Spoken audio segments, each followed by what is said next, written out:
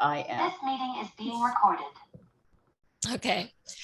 I just want to remind everybody, good evening. Just want to remind everybody, Jia Lee was here earlier for our September 11 talk, and we just finished one half, and then we're gonna continue. Um, so we have mentioned about JD was what we're gonna post 30 when September 11 happened. So today we're gonna just go to the question and so we're not gonna do any translation, just kind of question answer, question answer. So it is more. So relax and just we're gonna start with our September 11 question.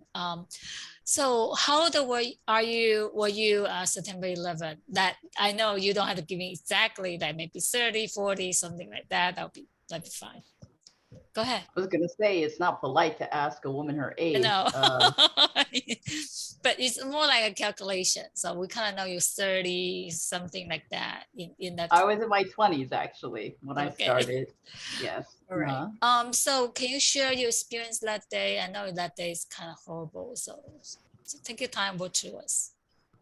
Well, that day was very horrible. I am a survivor of that day. And on that beautiful, clear, blue skied, crisp September morning, I worked as an engineer for the Port Authority of New York and New Jersey, as you mentioned, on the 74th floor of Tower 1, also known as the North Tower. And I arrived late that day because I wished my mom goodbye on her long trip to Asia. Oh. And my cat, and my cat, Mimi Kitty, demanded to be fed twice, 2 times. And so I missed my train, and I am a very lucky lady. Um, I was a volunteer fire floor warden for the 74th floor, but I never made it upstairs because as I was entering the below grade lobby through the glass revolving doors around 9 a.m., I saw a lady running toward me. She was terrified. As a white and brown gas ball expanded behind her.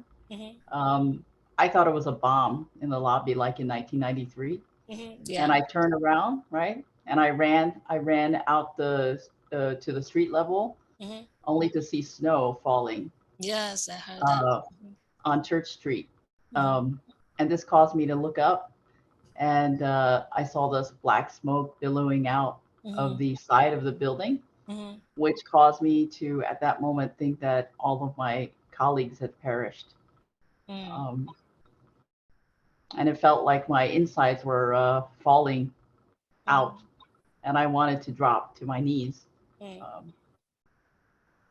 But somehow my feet kept running, and I managed to literally grab a cab and find my husband, David, in Midtown. But that was a story. That's a story for another day. I did a podcast a long time ago for Moth, okay. NPR, and it tells my story in grueling detail about that moment, how I escaped. But as an engineer, and after seeing what I saw, believing that the bomb was in the lobby and the damage had traveled up the elevators to blow out one of the top floors, I thought that the building would collapse. And I had to run away as far as possible, estimating more than a mile away because of the height of the towers. Exactly. So that's why I was determined to get into a vehicle at that moment. So we could talk about that, some other time. But on that day, I lost a friend. Her name is Susan. Um, and I was to have lunch with her on that day at World Trade Center. I lost many other colleagues as well, 84 of them.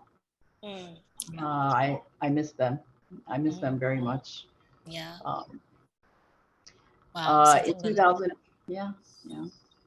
I know, because September 11th is tomorrow, so I know it's gonna kind of emotional. I heard that was kind of September blue. That's what they call. It is one of those things where September usually is a wonderful time of year with the weather turning cooler. Right. And I always like September, and not anymore. I mean, I like September, but there's a darkness about it as opposed to lightness. Um, And so, in 2005, I joined the World Trade Center redevelopment team to redevelop the site using my engineering Oh yeah. business and finance skills to negotiate property rights, foundation construction, and construction of and the development of the 16-acre site, along with the towers and the 9/11 Memorial and Museum for 10 years. Wow.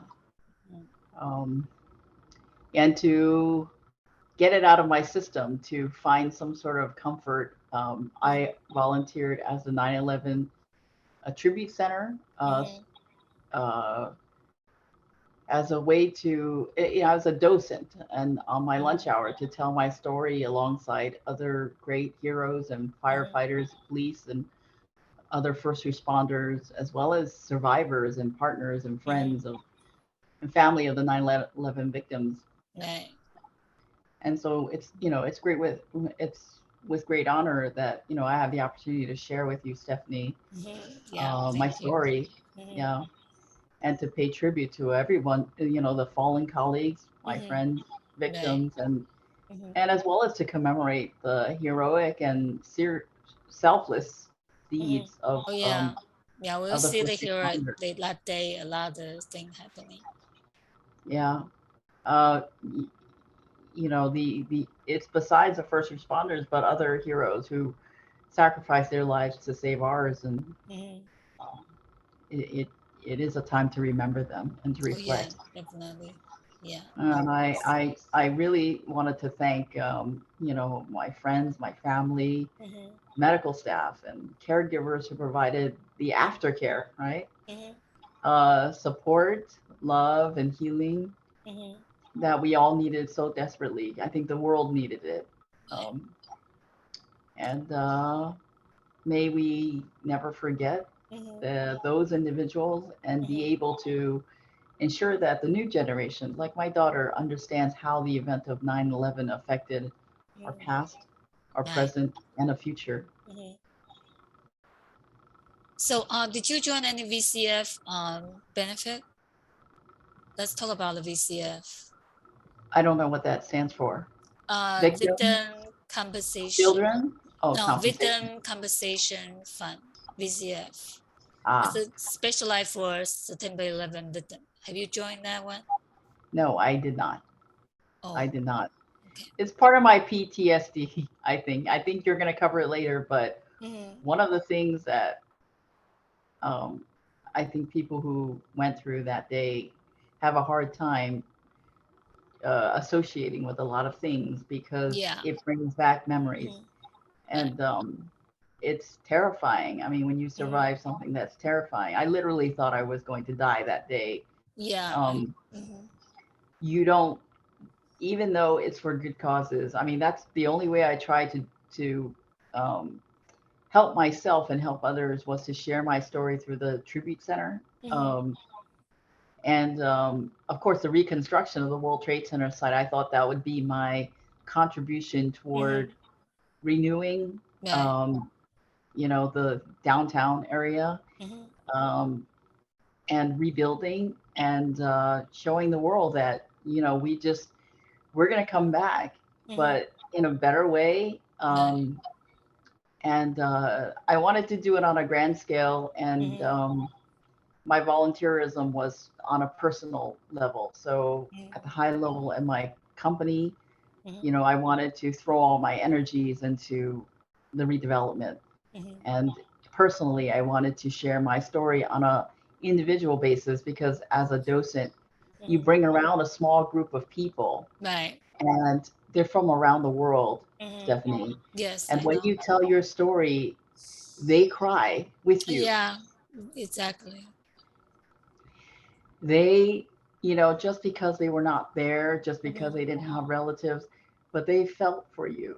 And Yes. I remember the first time I told my story, I cried very much, and like I think a bunch of Swedish people, a group of Sweden, people from Sweden came with their boxes of tissues, and they were giving me their tissues, and I felt like, you know, I think that's the best way to honor, the fallen and remember that day and remember that, terrorism doesn't work. It's attacking, you know, it's attacking a population. They think that Americans are rich and Americans, you know, are selfish and what have you. I think that's the motivation. But who are Americans? They forget we're made of immigrants from Yes. around the world.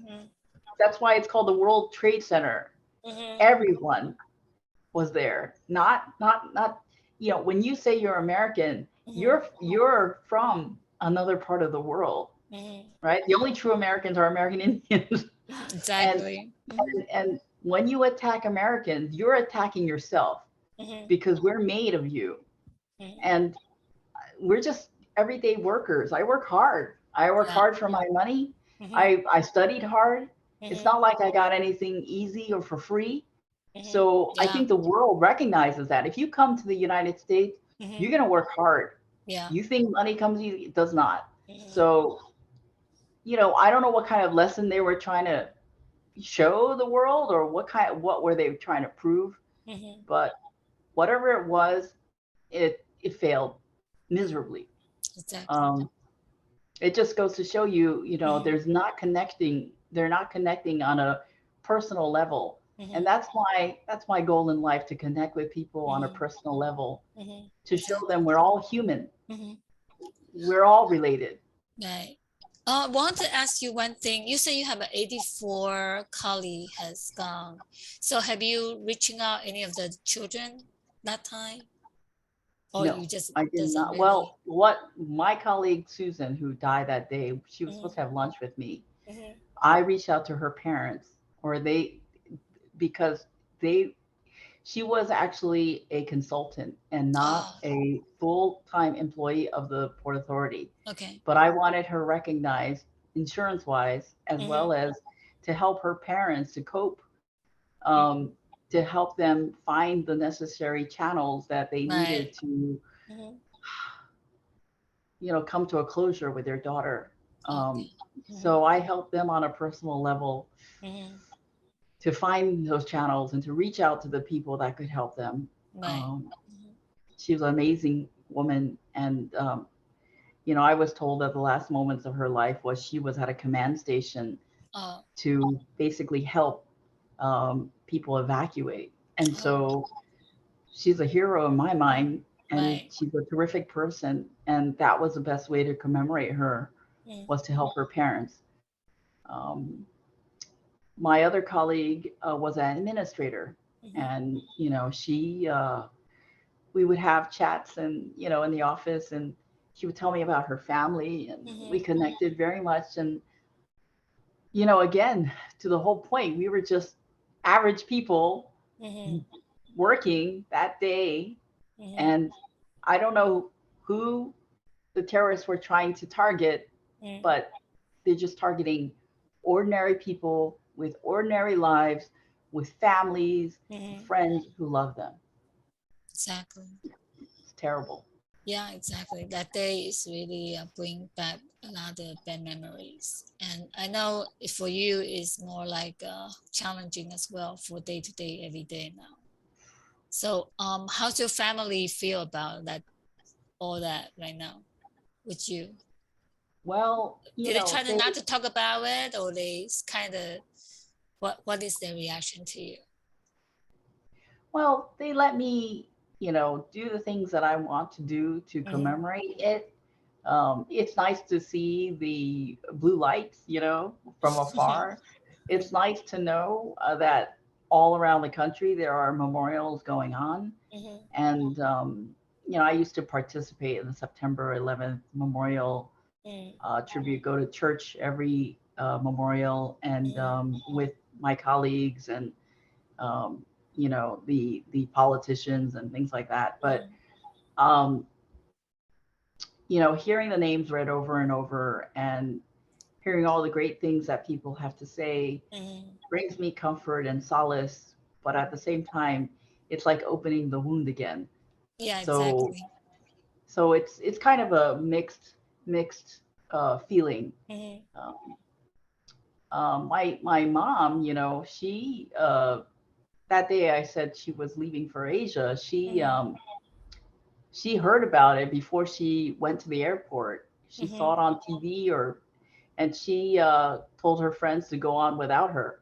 And she went to my apartment and waited for me.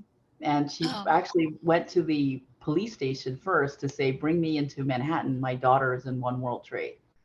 And they said, you know, no one can go into Manhattan right now. And so she waited in my apartment. And when I got home somehow, I thought I was being robbed because there was noises in my apartment. And when I was trying to open the door, I said, oh my God, you know, I'm being robbed on the same day. I'm almost dead. And before I could even open the door, she opened it, and it looked like she was looking at a ghost. And you know how Asians, we don't hug our parents. We don't kiss our parents. We don't, there's not a lot of, you know, the expression of love physically. Well, forget that. I hugged my mom so hard, and we were both crying. And you know, she had her luggage next to her. You know, it's like my mom just threw away everything. She said, it doesn't matter, you know, I'm gonna find my daughter. Well, it's funny because while I was hugging her and we were both crying, I heard the phone ring behind her, and I threw her onto the couch. She's still crying, and I ran to grab the phone. And as you know, the towers, I think Tower 1 had the antennas on it. I forget which tower, but those were cell phone antennas. And when the towers were going down, the cell phone service, none of it worked. So to hear a phone ring, I grabbed the phone up, and it was my sister. And she's not supposed to be in Manhattan. She was actually in Pennsylvania at the time, but she had a business meeting in Midtown. And she was planning to have lunch with me that day. I didn't know. But when she was on the phone, she's like, I'm in Manhattan. Where are you? And I said, well, you know, I'm home and mom is here. And she was very, very happy. She later told me her story. She basically was in the middle of a meeting, and they told her that something was happening at One World Trade and that a plane had crashed into it. And she immediately canceled the meeting and ran out of the meeting onto the street, determined to run downtown to find me. And she was wearing high heels, and she said, you know, I couldn't run anymore. I ran into a bodega, a corner store, and I went to buy flip-flops, and she threw away her high heels. And she said, and then when I was throwing away my heels, I saw a payphone, and I just decided to call you from the payphone because my cell phone wasn't working. You know, and that's when she got me. You know, at that moment, you know, I was already home. She was so happy. I told her to run north. I said, get out of there. I said, you know, and she was lucky enough to have friends in Manhattan, and she stayed with them.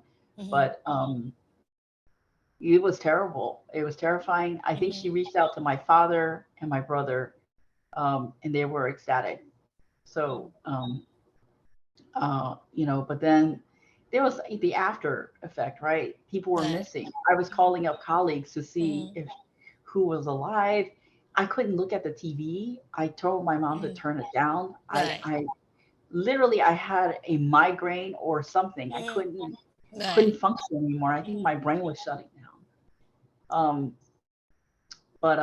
Yeah, so, you know, I think my family is wise enough to know, you know, there's the part where you want to celebrate life, commemorate the dead, but it's overwhelming. The numbers are overwhelming. Yeah. Thank you so much for sharing with me, and maybe we can come back with you for another story time. I'm looking forward to get more information from it. So, like I mentioned before, we have a lot of dementia and study right now, and maybe you can look into that too. And I think engineering, when you use your profession, maybe you can look into something to help with the dementia community as well. And hopefully that dementia does not target the sustainable development victim as well. So I don't know, it's more like would you prefer to memory at all or forget at all? What do you think at this point? Oh, to remember the events or to forget it all? Yeah, I yeah. think it's a part of life. It's I think every experience has value, lessons learned, right? Right. Mm-hmm. Um, how to, during, right? It was the Mm-hmm. emergency event. Afterwards, it's about healing. And you talk Mm-hmm. about dementia, the mind, right? How do people cope? I had colleagues that, could uh, could sort of help themselves and talk it through and Mm-hmm. with their families and support and their friends. And I had other colleagues who were frightened to death and stayed home and was afraid to come back for Mm-hmm. a very long time. Right. I myself couldn't look at the site for a whole year. I couldn't Mm-hmm. even. I didn't want to. Like Right. just the thought of the remains of people. It's a grave site. Mm-hmm. Yeah, Um, exactly. and when I went back to redevelopment, it was a Mm-hmm. huge turning moment for myself. It wasn't easy. I didn't ever Right. want to go back to the site, Mm-hmm. but I felt like I would do those people a, an injustice by Right. not Mm-hmm. recovering and not healing and not rebuilding and showing Mm-hmm. them the world. And I was heavily involved in the memorial Mm-hmm. creation. I was heavily involved in how to commemorate them, right? During the Right. planning phases, Mm-hmm. what forms of expression on the site could pay a tribute that is deep enough to be of significance, to show how much love and care we had for those people. Mm-hmm. Um, I think the two pools are a very great representation Mm-hmm. of our sorrow. Right. Um, but I think the towers are excellent symbol of the rebuilding, Mm-hmm. and um, to show that even on gravesites, grass starts to grow, right, and Exactly. life starts anew. And their loss was not for nothing. Mm-hmm. People, one of your questions was, how do you feel about Osama bin Laden, being Right. killed? Mm-hmm. You know, I think it shines a light on extremism, Mm-hmm. terrorism, and anger. I mean, how angry can you be to Mm-hmm. randomly attack people that you've never met before? You don't know them. You Mm-hmm. don't know their struggles. You don't know their background. And I Mm-hmm. think it sends a strong message that acts of violence toward people is absolutely wrong.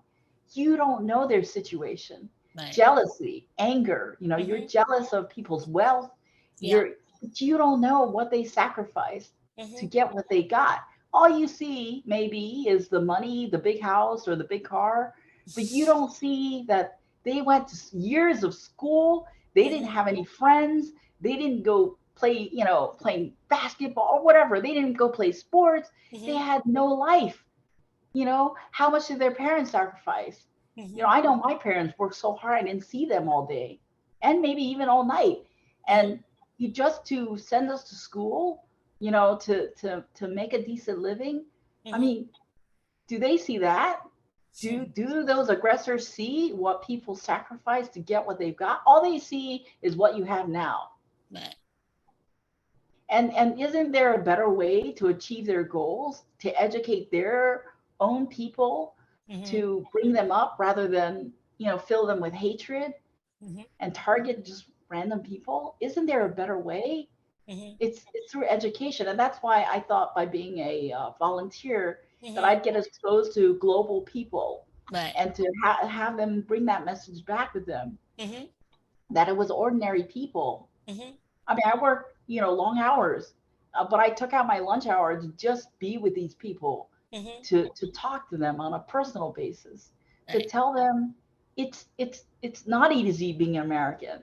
And Yeah, now it's we're being not easy. targeted. No, it's not. It's not. Yeah, it's Everybody not. just sees all the greatness, but we work hard, Yeah, we and do. any immigrant knows that, Mm-hmm.